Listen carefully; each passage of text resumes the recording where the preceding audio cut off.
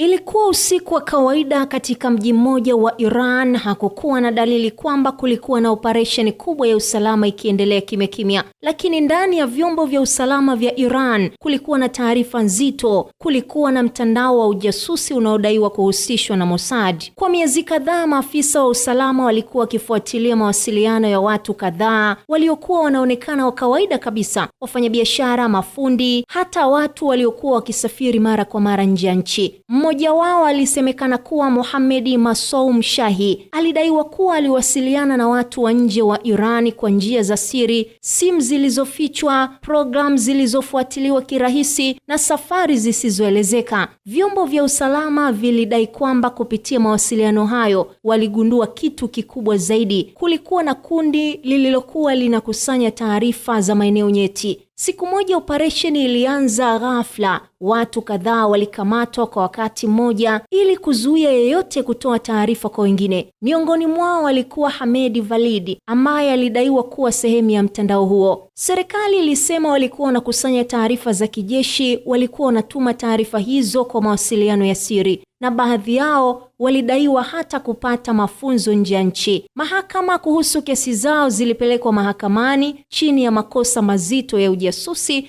kushirikiana na maadui wa taifa. Mahakama za Iran zilijulikana kuwa kali sana kwenye kesi za usalama wa taifa.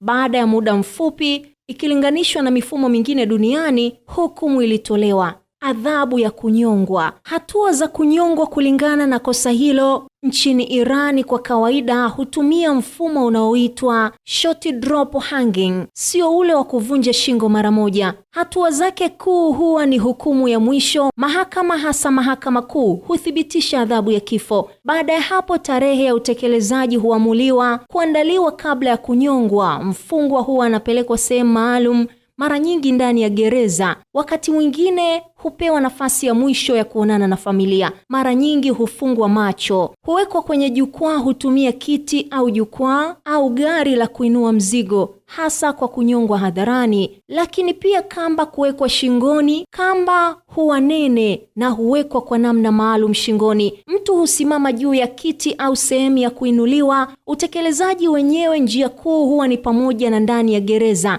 Kiti huondolewa ghafla, mtu hubaki akining'inia. Hadharani, gari maalum humuinua mtu juu polepole kutoka ardhini, tofauti na baadhi ya nchi. Kwenye hatua ya kuthibitisha kifo, mchakato unaweza kuchukua dakika kadhaa. Baada ya hapo, madaktari huthibitisha. Mambo muhimu ya kuelewa ni kwamba njia hii imekosolewa sana kimataifa. Ni kwa sababu inachukua muda, sio ya papo hapo. Inaweza kusababisha mateso kabla ya kifo, na mara nyingi utekelezaji hufanyika ndani ya gereza, lakini wakati mwingine hufanywa hadharani kama onyo kwa jamii husika.